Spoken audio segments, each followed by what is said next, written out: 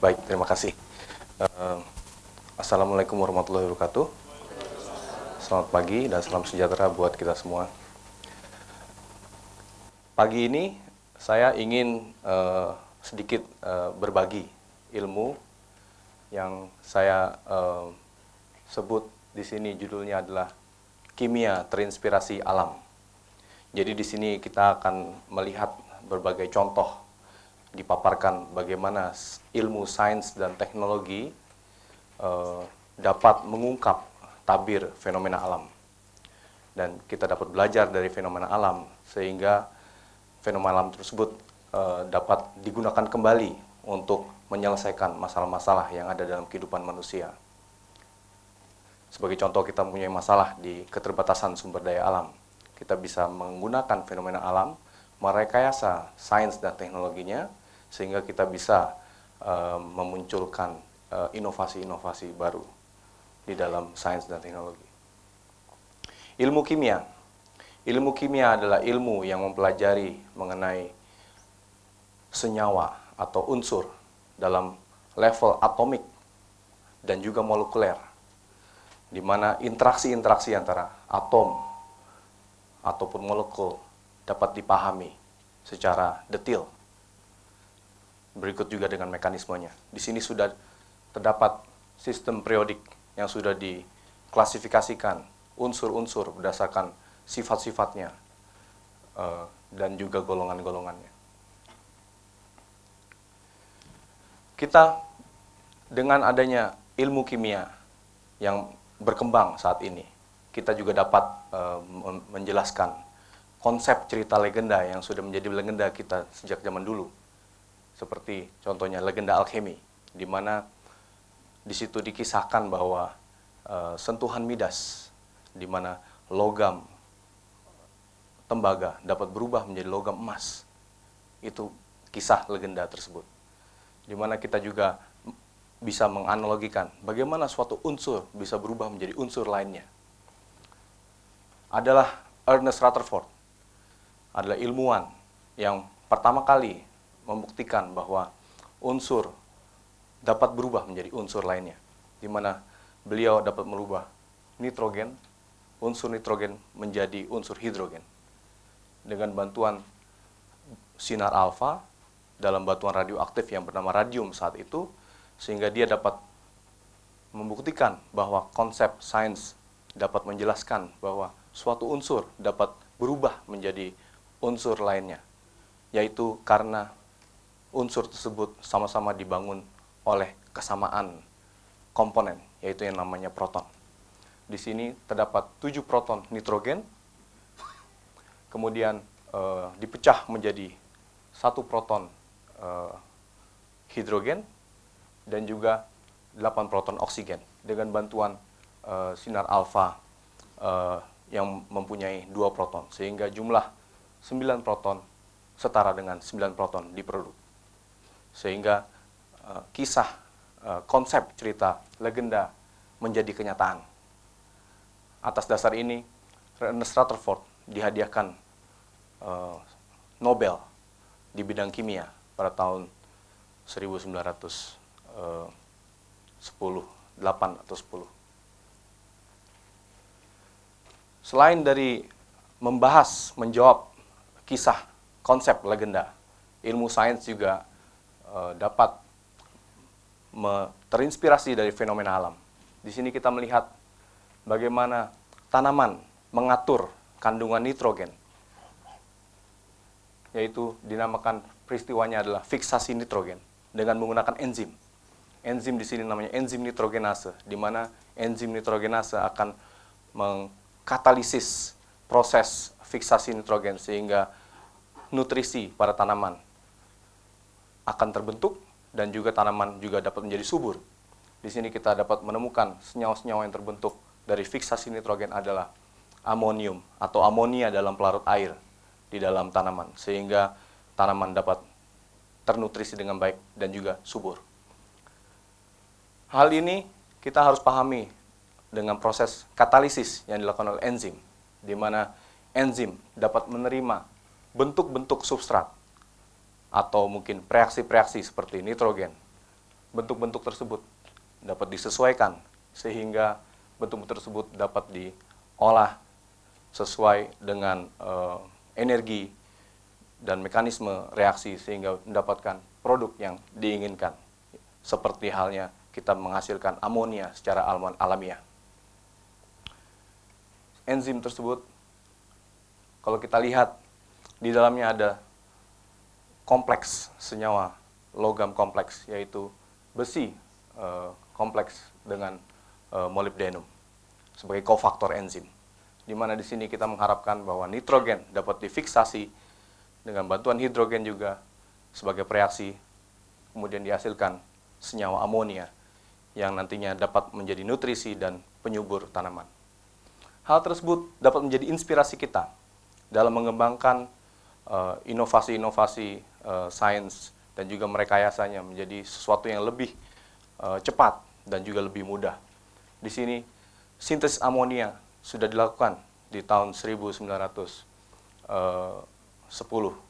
pada saat Perang Dunia ke-1, di mana Fritz Haber menemukan proses sintesis amonia dan mungkin terinspirasi dari adanya fiksasi nitrogen di alam, sehingga dia menggunakan katalis besi.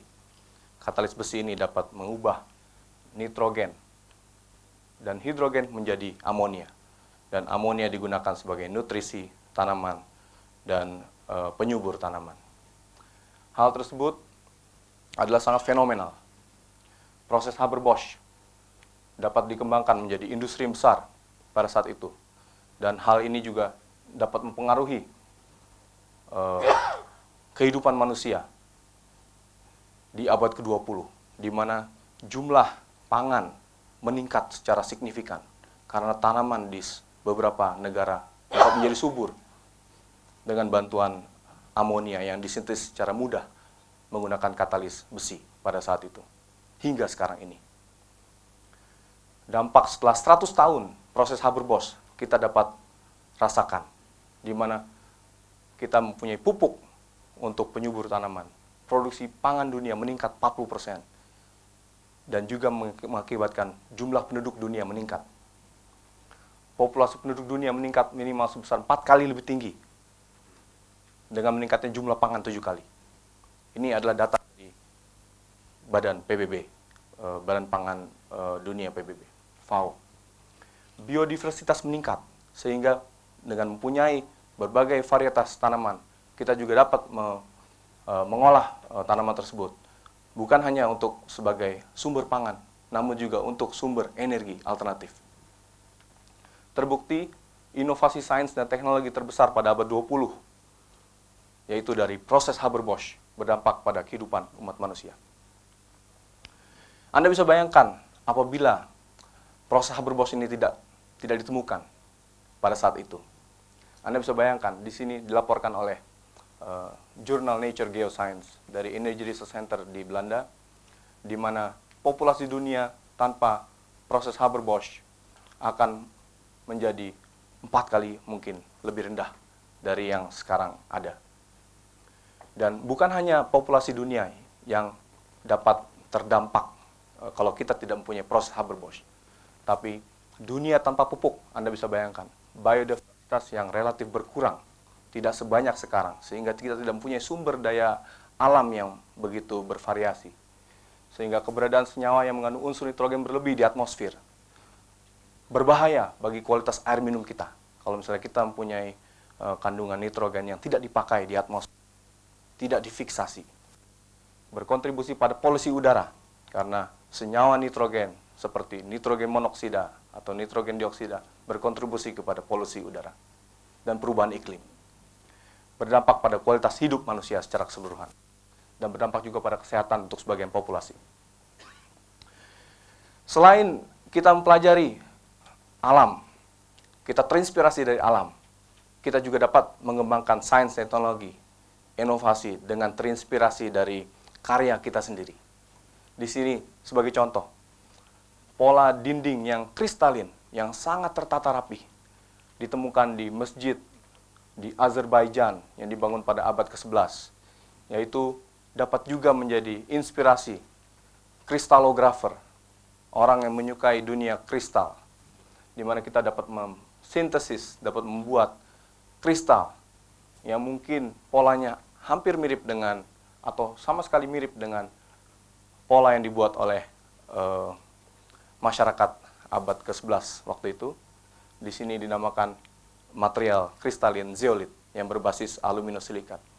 Di mana kita lihat sekarang dengan berkembangnya inovasi di bidang instrumen, di bidang karakterisasi, sains dan teknologi, kita dapat memfoto material pada skala atomik, sehingga kita bisa buktikan bahwa betul struktur di skala atomik adalah mirip dengan yang kita dapat gambarkan. Nah, zeolit ini berfungsi sebagai katalis heterogen untuk beberapa proses yang penting dalam industri petrokimia. Kenapa? Karena zeolit memiliki pusat aktif asam yang berupa asam Bronsted dan juga asam Lewis yang dapat mengkatalisa proses-proses penting di industri petrokimia. Selain itu, zeolit, material yang kristalin berbasis aluminosilikat, dapat juga mempunyai luas permukaan yang tinggi karena keberadaan pori yang reguler. Dan kalau kita ambil 1 gram zeolit dan membentangkan pori tersebut, kita akan mendapatkan jarak sekitar 6 kali 10 pangkat 11 meter. Ini dari 1 gram material itu, hanya sedikit saja, ordernya adalah sama kita membentangkan jarak dari bumi ke matahari. Order yang sama, 10 pangkat 11 meter. Jadi artinya, material yang hanya sedikit saja dapat menjadi reaktor bagi reaksi-reaksi untuk menjalankan reaksinya secara signifikan dan secara selektif dan efisien. Sudah terbukti di industri petrokimia, penyulingan minyak bumi, proses perengkahan hidrokarbon, fluid catalytic cracking atau yang disingkat oleh FCC, proses menghasilkan dengan menggunakan katalis zeolit. Proses ini dapat mengubah crude oil, minyak bumi yang rantainya panjang, menjadi minyak produk-produk yang kita gunakan sehari-hari seperti bensin dan juga residu-residu yang nantinya dapat diolah lagi menjadi kebutuhan-kebutuhan kita sehari-hari. Dan tentunya ini sudah menjadi industri petrokimia. Kita bisa lihat di Indonesia bahwa kita juga ternyata terlibat di industri-industri petrokimia tersebut.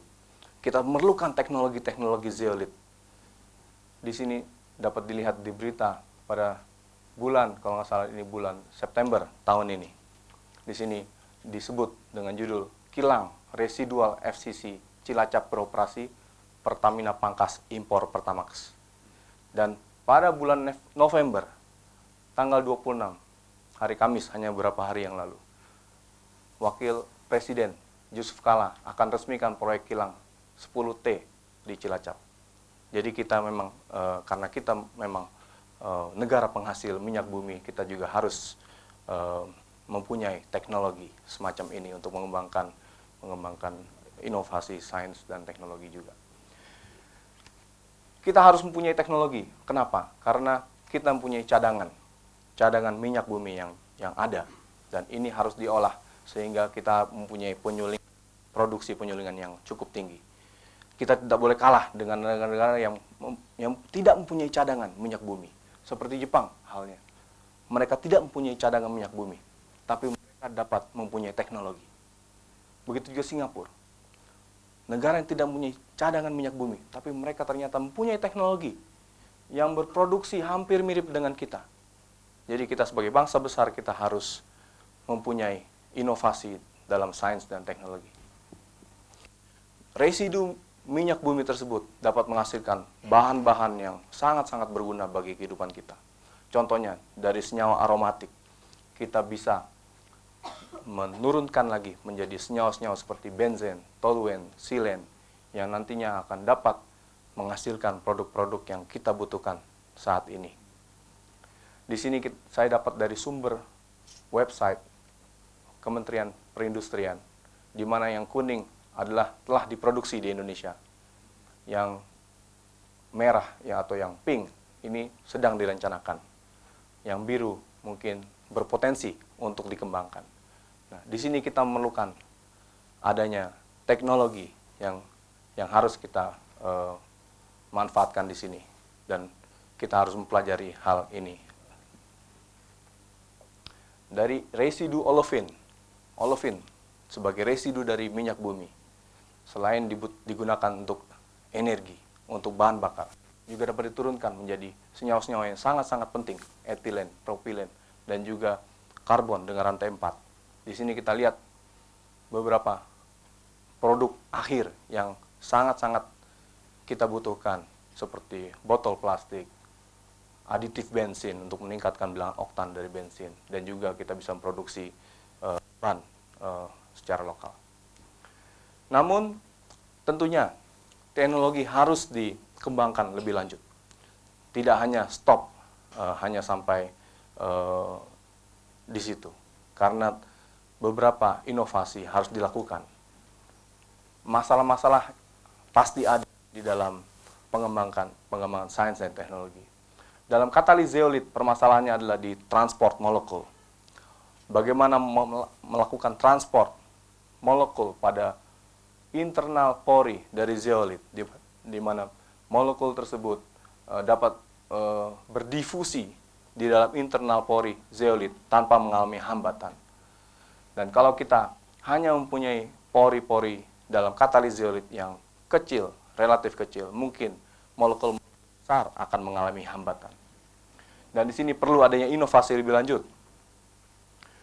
Sebagai analogi, kita harus juga terinspirasi apa yang sudah ada di dalam kehidupan kita sehari-hari. Di sini kita bisa melihat, kalau kita ingin menuju kampus tercinta kita, Institut Teknologi Bandung, oleh karena itu dibuat jembatan Pasopati yang mungkin bebas hambatan, sehingga kita dengan cepat dapat sampai ke kampus Institut Teknologi Bandung, dibandingkan dengan jalan-jalan yang berliku-liku kalau memang ternyata jembatan Pasopati ini tidak dibangun. Jadi kita memerlukan konsep pori hierarki di dalam pengembangan inovasi katalis. Di sini konsep pori hierarki untuk molekul harus dikembangkan. Juga dapat dianalogikan, terinspirasi dengan apa yang ada di dunia, di kota-kota besar di dunia seperti di Syria, Damaskus, Spanyol, Barcelona, dan di Prancis, Paris.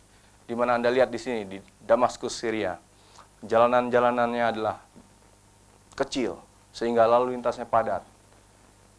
Karena jalan-jalannya tidak ada yang bervariasi kelebaran jalanannya. Di Barcelona, lalu lintas tidak kelihatan padat, karena jalanan lebar.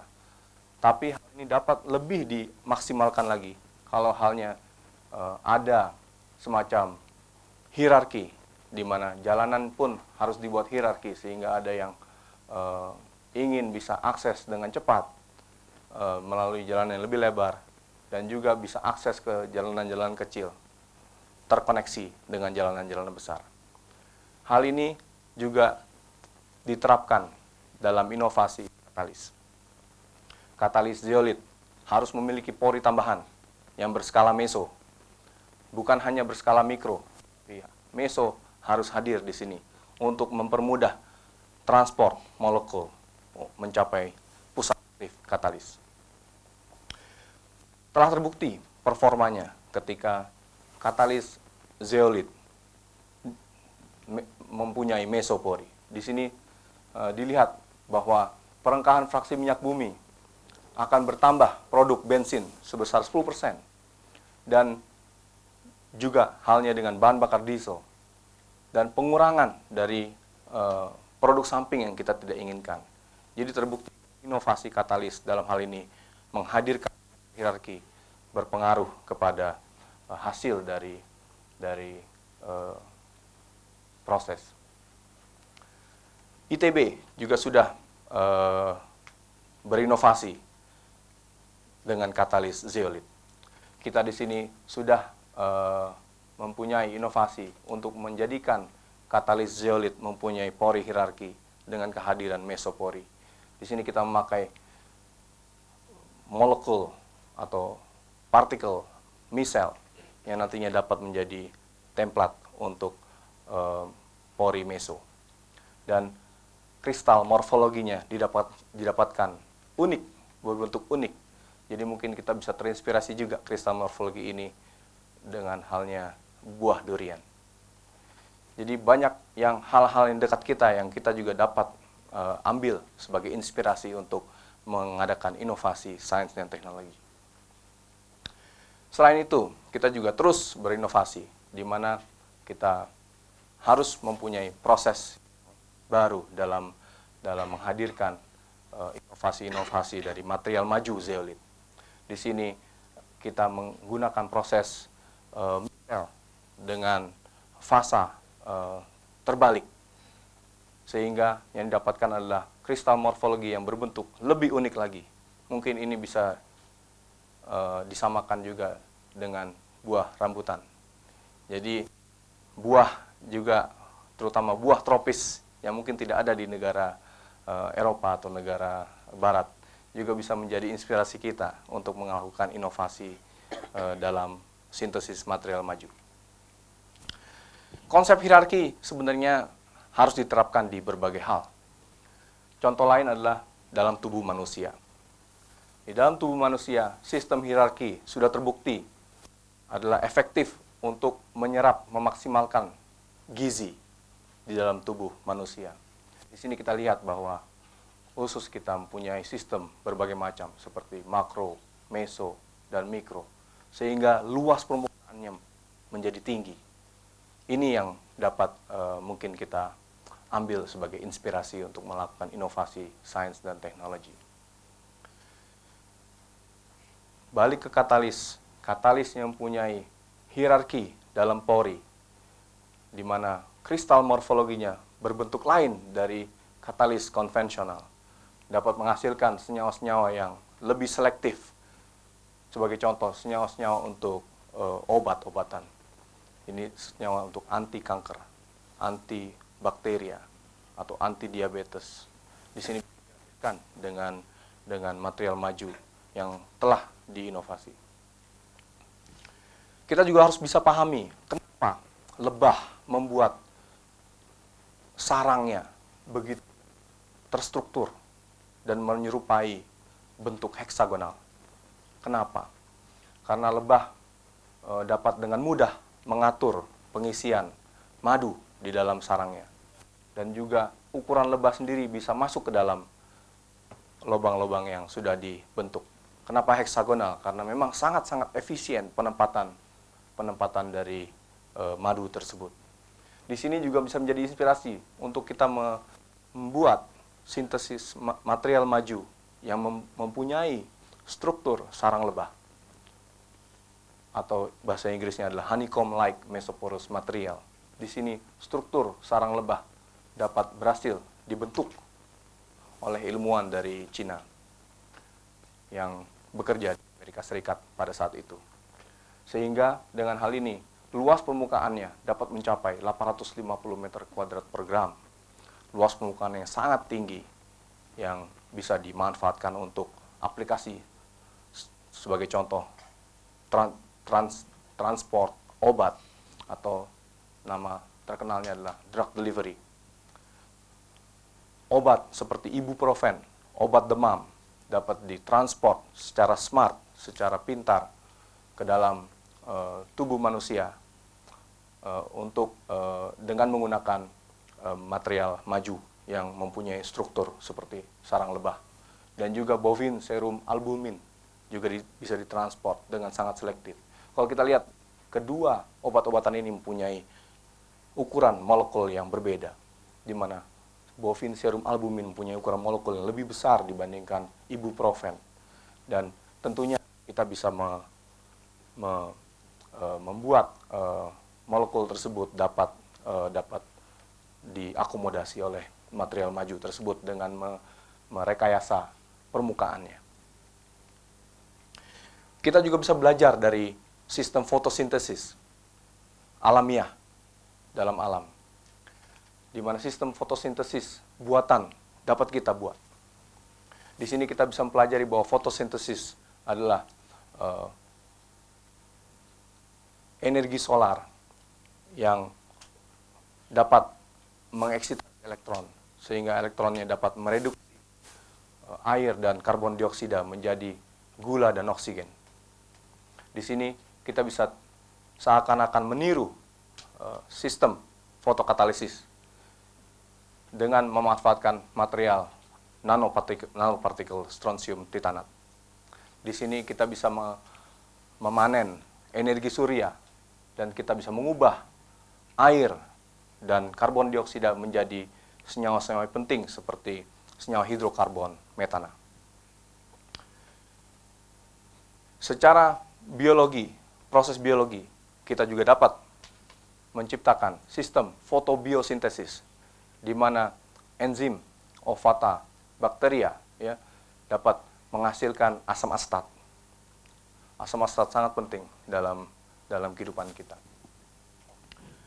Dan juga asam asetat tersebut dapat dilanjutkan dengan bantuan enzim asetil-CoA menghasilkan produk-produk yang secara molekul lebih besar dan juga mempunyai aplikasi masing-masing seperti butanol sebagai bahan bakar alternatif dan juga beberapa senyawa lain yang bisa diturunkan.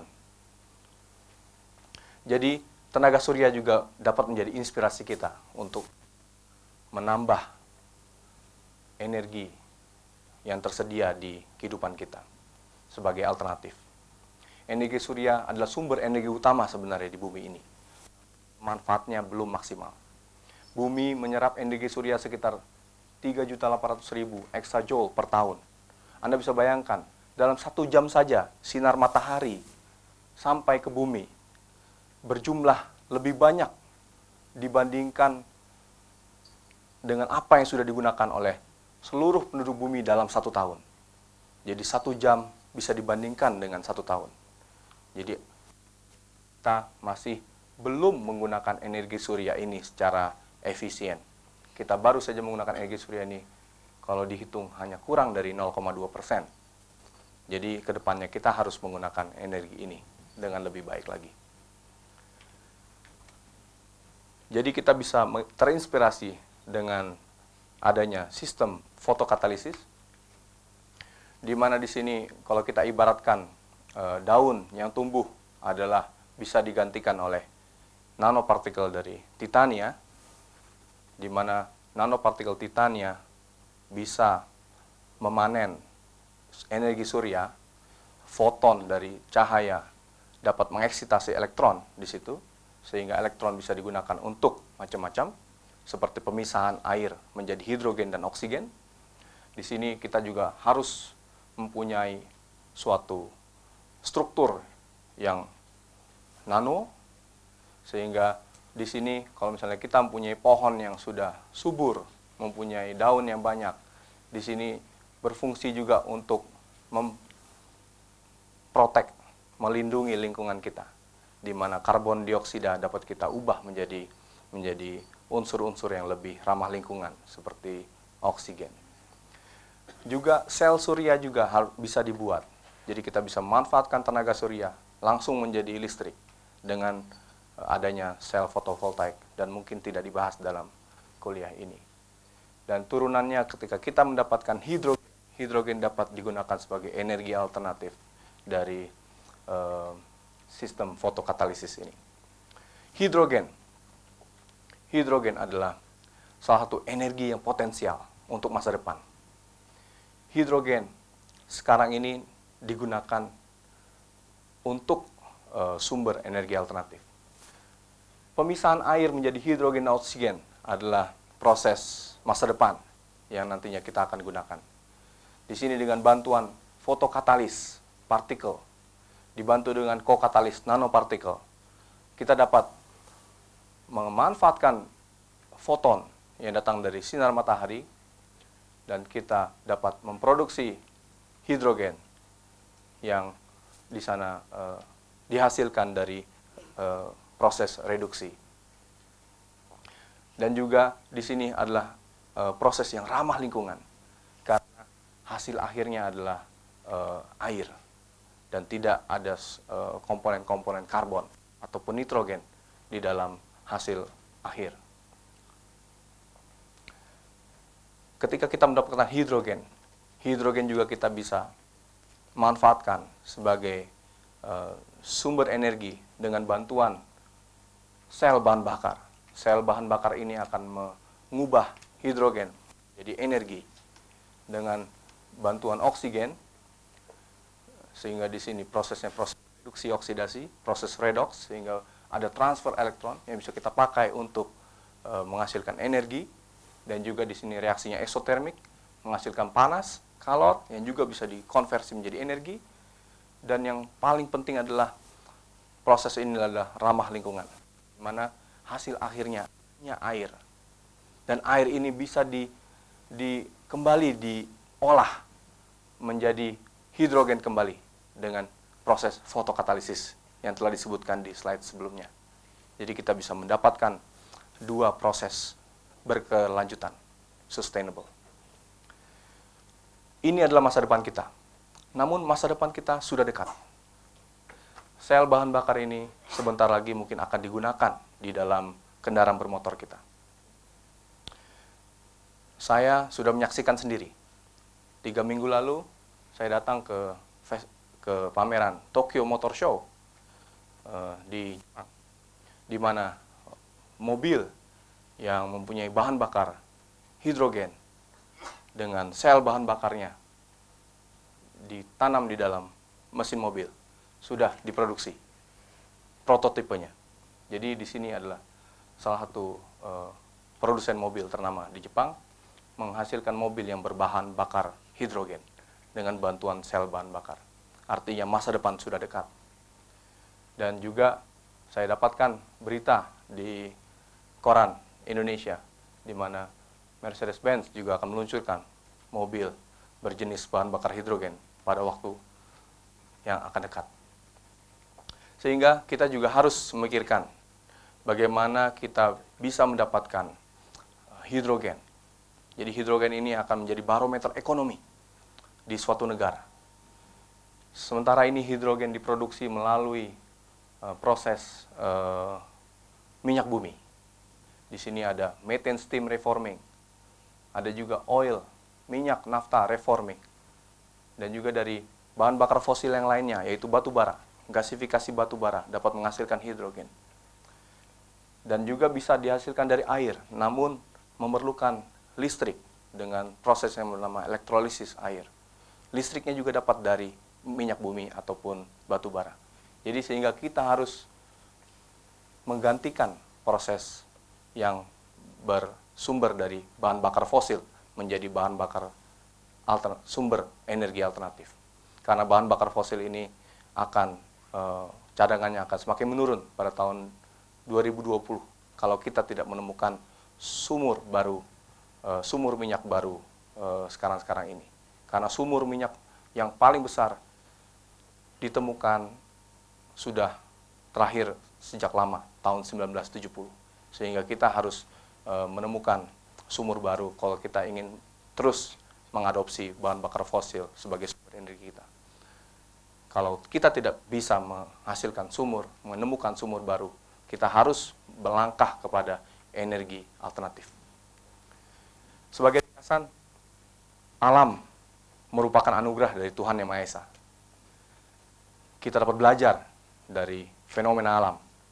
Belajar dari fenomena alam akan dapat menumbuhkan inovasi sains dan teknologi yang dapat digunakan untuk kelangsungan hidup manusia. Ilmu kimia merupakan disiplin ilmu yang dapat mengakomodasi pemikiran menuju hidup yang berkelanjutan, sustainable, yang kita harapkan di masa depan kita. Saya mengucapkan terima kasih kepada pimpinan tertinggi ITB, rektor beserta jajaran atas kesempatan yang diberikan kepada saya untuk memaparkan kuliah umum pada pagi yang indah ini. Profesor Edi Tribaskoro sebagai Dekan Fakultas Matematika dan Ilmu Pengetahuan Alam ITB, juga kepada Profesor Hendra Gunawan selaku Ketua Seri Kuliah Umum FMIPA ITB beserta tim Humas FMIPA ITB, dan juga rekan kerja dosen siswa di berbagai prodi ITB yang mendukung saya hingga dapat bisa berdiri di sini. Terima kasih. Assalamualaikum warahmatullahi wabarakatuh. Assalamualaikum warahmatullahi wabarakatuh. Nama saya Bagus, ingin bertanya, mungkinkah kita dapat menggantikan bensin dengan air? Tadi saya lihat diagram lingkarannya, ada elektrolisis air. Bisakah kita menggunakan sistem petir? Kalau tadi dibutuhkan sebuah listrik yang banyak, mungkin bisakah sistem petir dihadirkan di situ sehingga elektrolisis air akan lebih mudah? Terima kasih. Wassalamualaikum warahmatullahi wabarakatuh. Terima kasih atas pertanyaannya. Kita tentunya dapat menggantikan bensin dengan hidrogen. Namun mungkin mesin dari kendaraan bermotor tersebut atau mungkin pembangkit tenaga listrik harus juga disesuaikan sehingga dapat menampung hidrogen dengan proses yang benar. Jadi kita juga harus menginovasi dari sisi mesin tersebut. Dan petir juga dapat digunakan mungkin sebagai sumber listrik untuk proses elektrolisis air. Namun kehidupan kita nanti akan bergantung kepada datangnya petir. Gitu. Nah, mungkin Paris adalah salah satu kota yang mungkin banyak petirnya. Jadi mungkin hal ini pasti sangat disukai oleh masyarakat Paris kalau teknologinya datang dari sumber petir. Namun mungkin lain halnya dengan masyarakat lain di dunia, belahan dunia lain. Terima kasih.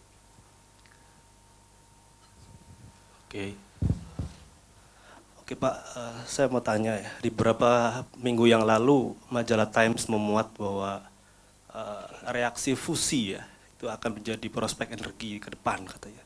Dibandingkan dengan hidrogen yang Bapak ceritakan tadi, menurut Bapak dari segi kimia mana yang paling prospek untuk ke depan? Terima kasih. Proses fusi adalah proses penggabungan, ya, penggabungan. Artinya lagi-lagi kita membuat suatu energi surya buatan seperti itu. Jadi kita bisa menggabungkan atom dengan atom lainnya, misalnya membentuk helium. Jadi atau membentuk hidrogen sendiri. Itu juga dapat menjadi salah satu cara. Namun mungkin diperlukan inovasi di dalam bidang nuklir, fisika nuklir di situ. Mungkin salah satu cara juga ya.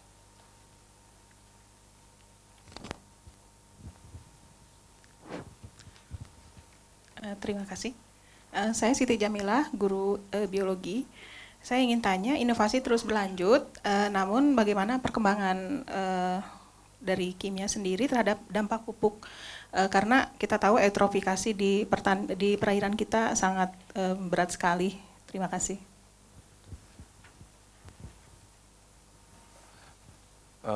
Terima kasih atas pertanyaannya. Mohon maaf, mungkin ini lebih kepada ranah biologi, ya, karena dampak dari pupuk dan mungkin ada dari ekologi juga harus bisa juga memaparkannya.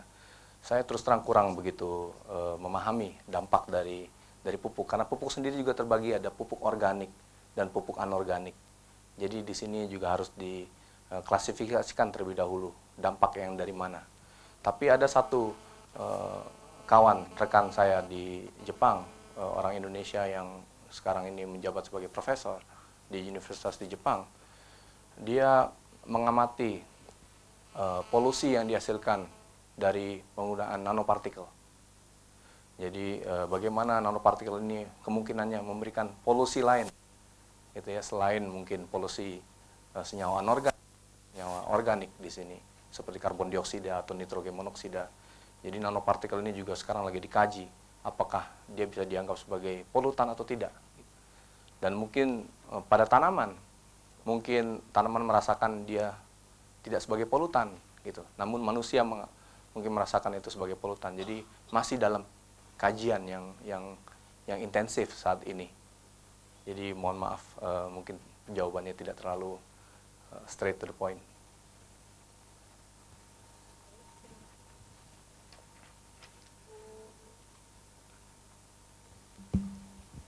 Baik, terima kasih Pak Rino atas materinya.